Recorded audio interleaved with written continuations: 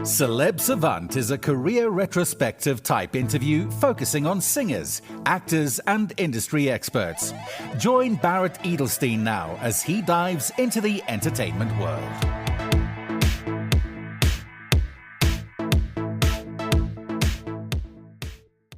Katanak is an Australian singer and songwriter. He released his first single, Life, in 2019, with his follow-up singles Astronomy and Take Us Back in 2020. He supported Pete Murray on his Summer Sessions tour, and Katanak was recognized as a semi-finalist in the International Songwriting Competition. In 2020, he was announced as the People's Choice winner for the Cube Effect, and followed that up with the releases of the singles Valentine and Sunday. In 2022, Katanak played the role of Jerry Chef in the Baz Luhrmann movie Elvis, and released Way Down in 2023. His next single, Lights of Tokyo, debuted at number 9 on the AMRAP charts, with Katanak performing at various music festivals and events, including the FIFA Fan Fest, again supporting Pete Murray at his NYD gig, and the Agnes Blues Roots and Rock Festival. His music has received significant airplay on several major stations, including Triple J Unearthed, Double J Radio, ABC Radio, BBC Introducing Radio Solent in the UK, Amazing Radio in both the UK and the US, Oz Now, and many more. And he reached number 1 on the A-Break music playlist for Honeycomb and Hurricane. Up next on Celeb Savant, we've got Katanak. So where in the world are you and how are you doing? I'm doing fantastic, man. It is currently 7 p.m. at night here in Brisbane, Australia. Why and where does the name Katanak come from? How did you choose that? So the long version of that story is I was in another band at the time and I kind of wanted to branch off and do my own thing, be like a solo artist. And so at that time I didn't have a name for the project. I was just kind of me. And then I went and recorded down in Melbourne, and the person I was recording with, Ben McCarthy, he goes, "Oh, so what are you calling yourself? You know, you need a really cool stage name." I'm like, "Oh, Dylan." He goes, "That sucks. Go yourself something better." He goes like, what about your last name?" I'm like, "Katanak?" And it's like, "Yeah, spell it cool though. Spell it cool." I went away and workshopped it a little bit, and that's how I ended up with Katanak. It's just my last name, but instead of being the correct spelling, it's spelled phonetically. Oh, cool. I like that story. I like the way he said that Dylan sucks. That's so funny. Well, let's rewind to the very beginning.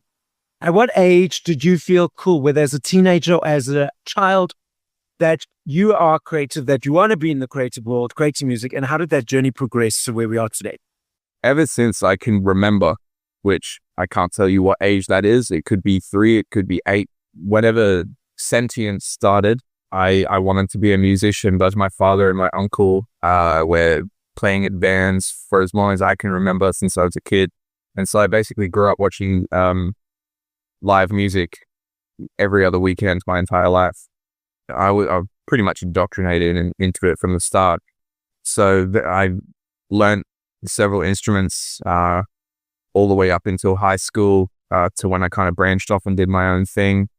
And I always wanted to be a musician, but I didn't think I was good enough in the early years, in my teen years. So I actually switched into sound engineering, and I did that for a number of years at like a small venue. And, you know, I did a couple of festivals as part of my uni course, but doing it, I found that it wasn't for me. I didn't get the same enjoyment as being an artist. So I set out to kind of start my own band, and I started that when I was like 18 or 19, I think. And then that went on for a number of years. And then, yeah, a short while after that, that's where the recording in Melbourne for my own solo project kind of came. And from that time on, I think it's been 6 years, I've been Katanak. Okay, so you said there was a period of time where you felt that you weren't good enough, which led to sound engineering. So when you went back into and had the realization that sound engineering wasn't for you, at that point, did you think, okay, I am good enough now, or was it still a process before you felt that? So the sound engineering, I'd kind of been on the way out of it. I just, you know, like, not that I'm sharing any secrets when I say this, but a lot of the people in sound engineering are grumpy, people that are afraid that you're going to take their job. And, you know, they would just not that fun to be around. I'm a pretty fun guy and I like to be fun, and they do not like to be fun. And so all during this time, I've been writing music. I've written hundreds of songs up until this point, and like, being real, the majority of them were really bad. And so I'd kind of been honing my craft, and I had 3 or 4 songs that I'd shown my uncle, and he was like, you know what, these aren't half bad. Like, let me send these to someone.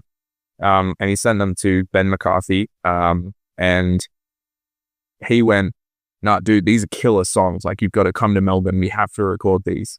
So from that point, I think it was Ben McCarthy telling me, like, I've got to come to Melbourne and I've got to record these songs, that really gave me that, okay, you know, maybe I can do this. Maybe it is possible that people will like what I'm doing.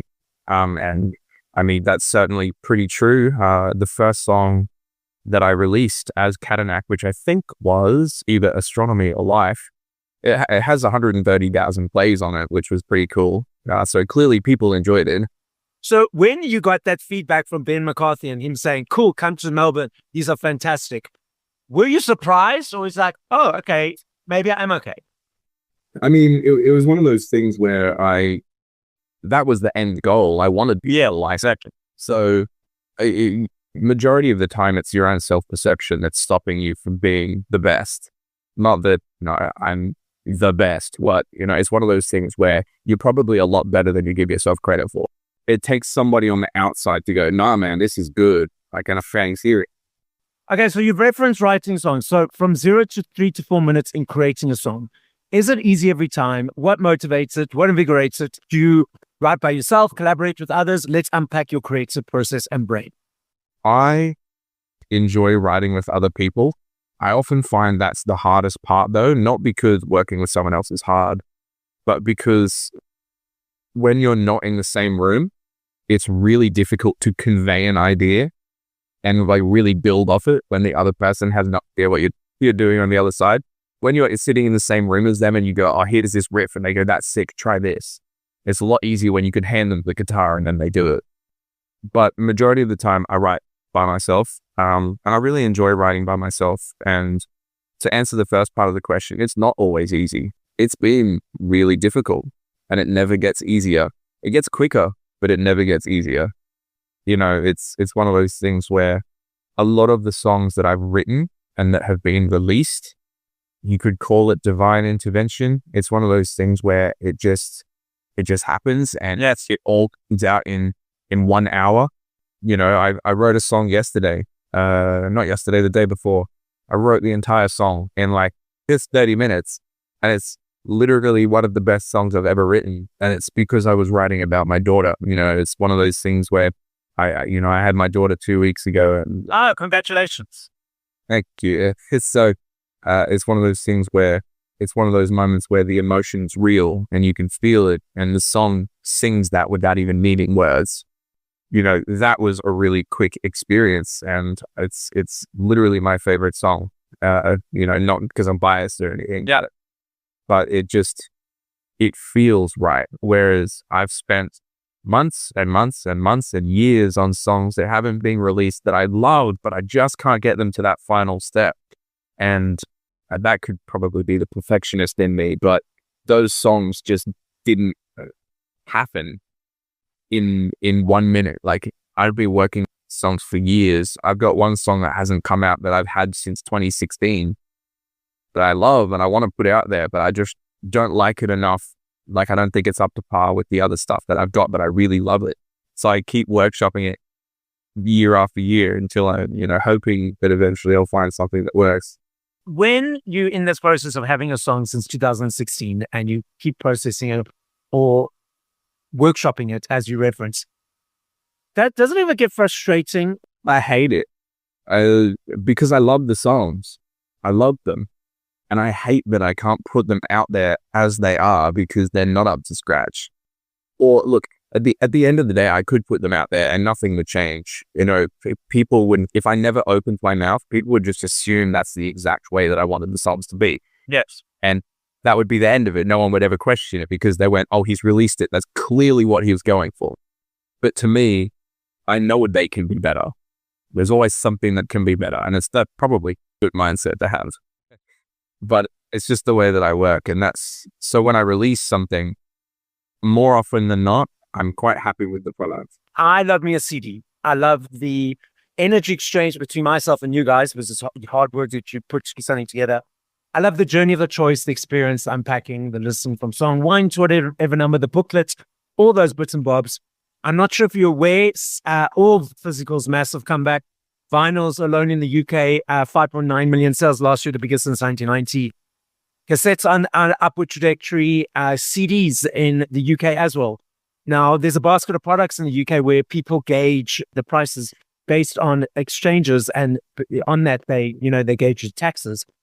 And CDs have been out of the basket, but have been put back in the basket again because of the upsurge of purchases. And the research is showing it's all the younger kids, the teenagers, the early 20s that are buying it, not the older nostalgic people. So those people are diving into the physical world. But we've also got these digital platforms that people consume music on. What are your observations of the landscape at the moment? I mean, here in Australia, I know that streaming platforms are extremely popular. And there is a small portion of the market that does love vinyls and love cassettes and love CDs. But it's one of those things where I see those things very popular with bigger bands. If you have a solid fan base that's willing to spend the money on you, that stuff can work. I'm not quite at the level where putting in the money to get an amount of these things would probably make me that money back at this stage. So it's one of those things where you have to really assess just how loyal your fan base is to spending money on you. Because vinyls these days are pretty expensive. That's certainly not cheap to manufacture. You'd want to have people that are willing to pay the money to listen to your music in that regard. And I'm sure I do, but here in Australia, I actually kind of have the majority of my fan base over in the UK and America. So it's a bit tougher. What do you enjoy about performing live? Everything. The rush, the feeling, seeing people's reactions to the music that I make, conveying my emotions on stage and having people relate to them is a big one. I love performing in a band, but I also really like performing a solo acoustic because, it conveys a completely different tone and a different message. You can be a lot more personal in that regard. So I just love everything, the slow stuff, the heavy stuff, the fast stuff, the acoustic. It all is something different that is enjoyable. It just is the passion of music. So I've got a point of discussion around this. I'm that dude that's right up in front. I'm dancing, I'm jamming. I'll take my cell phone out for maybe 1 or 2 photos, 1 or 2 video clips, and I'll put my phone away. These days, a lot of people have their phones out for a lot of time during the show. And you reference seeing people's faces. But now, if you're seeing a half a face and the rest is a cell phone, does that bother you in the sense that you find it's taking people out of the moment, or it's just where society is at this stage? I've done that previously. I've been the kind of, not always, but I've been the kind of person to record a song and I've never gone back to it. Every single time, I've never gone back and watched it. And I would hazard a pretty solid guess that 99% of the people that do that don't either. Or if they do, it's one time. Life is short. And concerts, especially artists that you pay a lot of money to go and see, they don't just come around once a week. They're once a year, if you're lucky. So if you're paying all of this money to go and see them, truly see them.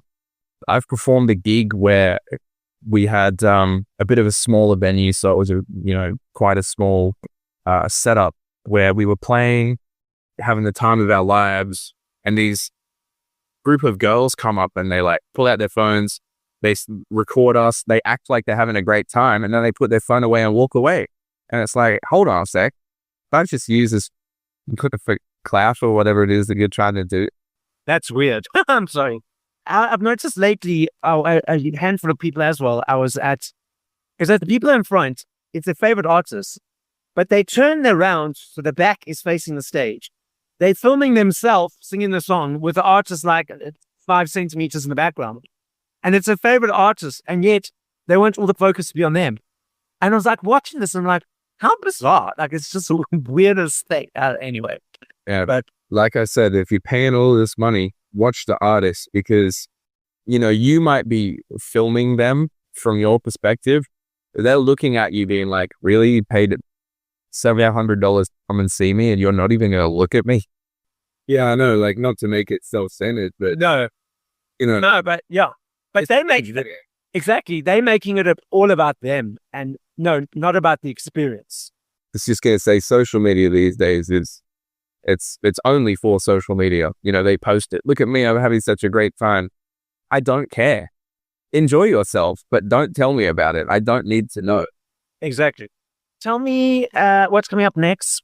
So right now, we've got a festival coming up, Yowie Festival, which is going to be really, really cool. It's a bit of a bush festival, so camping, which is always nice.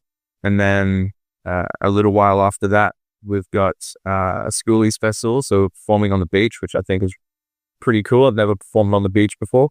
We'll have the final songs from the EP released, and that will be the whole EP then out into the world, which I think is amazing. And then from that point on, the whole process starts again. Writing, recording, getting music back into the world again. Awesome. I look forward to hearing all this stuff. I love this game. I know if I had to ask you this question in 5 minutes, 10 years, 20 minutes, I know your answer will be different every time. Understand that and recognize that, because there are millions of them. I'm not saying favorite, I'm saying top of mind. If you had to push play to 5 songs by other artists once you finish this conversation, what would those 5 songs be about them? Oh, that's a tough one. All right. I reckon one of them would be AC/DC. Probably the Dire Straits. Let's see, who else do I have? I'm trying to look down my playlist and find my favorite ones. Oh, Cold Chisel. Pete Murray. 100%. And then probably the Eagles. So the podcast is listened to throughout the world. As a final message, what would you like to say? Keep supporting live music, because it's getting harder and harder to do it as an artist. So if you're a fan of any of local artists, please make it known to them, talk to them, send them messages, let them know that they're doing a good job, because it's not as easy as it once was. And thank you for supporting myself and my music. So if you come across me and you like this podcast and you like what you hear, send me a message on Katanak Music for Instagram. I'm always up for a chat, and I love talking. Thank you for listening to this episode of Celeb Savant. Please follow Barrett on TikTok, Instagram, YouTube, and Facebook at Celeb Savant. That's CelebSavant.